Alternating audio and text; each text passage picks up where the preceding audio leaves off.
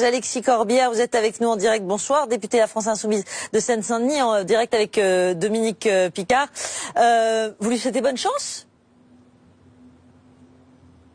Non. Non, si j'étais barcelonais, je soutiendrais Ada Colau, l'actuelle maire, qui est une militante de terrain issue de la lutte contre les expulsions de logements. Il y avait beaucoup de gens expulsés du logement. Elle est plutôt proche, vous savez, du mouvement Podemos, plutôt amie de ce que fait la France Insoumise. C'est curieux que Manuel Valls ait toujours eu le candidat de la droite barcelonaise, de milieu d'affaires, pour essayer de chasser Ada Colau, alors qu'il y aurait des villes où il y a des forces xénophobes qui sont à la tête des mairies en Espagne. C'est pas ça qui l'intéresse. Bon, ça, écoutez, moi, j'ai envie de dire une chose, bon débarras, hein. De toute façon, Manuel Valls, le fait qu'il se retire. Pourquoi bon débarras, Alexis Corbière? C'est loin, vous allez loin quand même.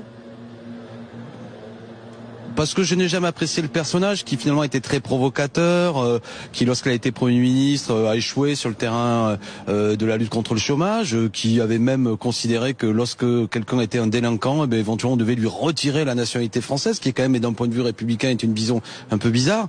Vous savez, il était très provocateur, il s'était permis de dire que des gens comme moi, nous étions des alliés des terroristes, en quelque sorte alliés des assassins qui avaient endeuillé notre pays. Donc c'est un provocateur. Et il y a quelques années, je me souviens, beaucoup de médias l'appréciaient beaucoup. On disait mais que c'était pas que les médias, Alexis Corbière, pas seulement les médias. Entre 2012 et 2014, alors qu'il était ministre de l'Intérieur du gouvernement Ayrault, sa popularité, elle flirtait avec les records. Les Français l'appréciaient, on lui promettait un destin. Ce qui est bien la preuve.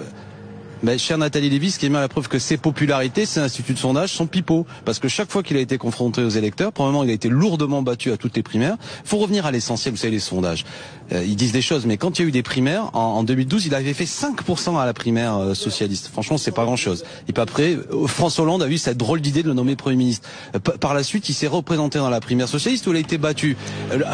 Dans l'Essonne, qui était quand même sans fief, il est passé à peu de choses. Et je dis devant cette caméra que même beaucoup de votes qui ont permis sa victoire était assez douteux. De toute manière, il y a Bruno Jeudi qui vous pose une question, s'il vous plaît. Alexis Corbière, on comprend, vous êtes son adversaire, vous êtes très content visiblement de le voir partir, mais quand même vous exagérez un peu. Ouais. Il a plutôt été élu et réélu plusieurs fois dans l'Essonne. Il est élu maire en 2001, il est toujours réélu. Et même s'il a été élu de justesse la dernière fois dans un contexte difficile, il a été réélu. Donc vous exagérez quand même lorsque vous dites qu'il a souvent été battu.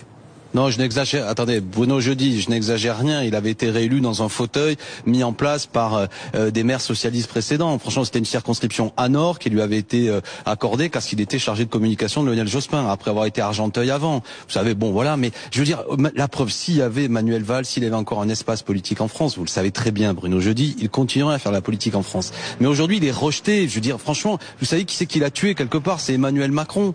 Et j'ai envie de dire que le sort de Manuel Valls sera peut-être celui demain d'Emmanuel Macron. C'est-à-dire ces gens qu'on présente comme des espèces de magiciens que tout le monde adore, en vérité assez rapidement, après avoir fait croire qu'il fallait trianguler, comme on dit, c'est-à-dire des gens soi-disant progressistes qui parlent comme les plus réactionnaires, parce que c'est ça qu'avait fait Manuel Valls, ce que fait mieux Macron que lui. Mais le résultat, c'est un échec. Moi, je dis une chose, ce qu'il y a de bien, je vais remercier malgré tout Manuel Valls, c'est qu'il démissionne de tous ses mandats, c'est bien, il n'y a pas d'entourloupe, et il va y avoir de nouvelles élections. À partir de là, la parole va être redonnée aux électeurs de l'Essonne, et de ce point de vue-là, je tiens à saluer Manuel Valls, parce que j'avoue que j'étais inquiet, je pensais qu'une combine était possible, j'en avais entendu parler avec mes amis, il y aura des élections nouvelles, moi j'ai une candidate que j'apprécie beaucoup, c'est Farida Amrani, qui était déjà l'adversaire d'Emmanuel Valls, j'irai la soutenir, j'étais encore aujourd'hui.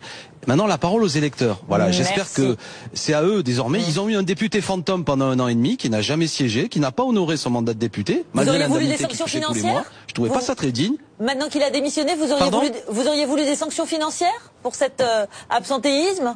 Non, c'est pas ce que je dis, mais je dis que quand on est Premier ministre, qu'on a une indemnité de député par mois qui est quand même de plus de 5 000 €, on siège, on va à l'Assemblée nationale, on fait pas campagne à l'étranger. Je trouvais ça choquant. Il s'en va désormais, c'est pour ça que je dis. Bon débarras, vous savez, je suis même pas pour lui demander des comptes.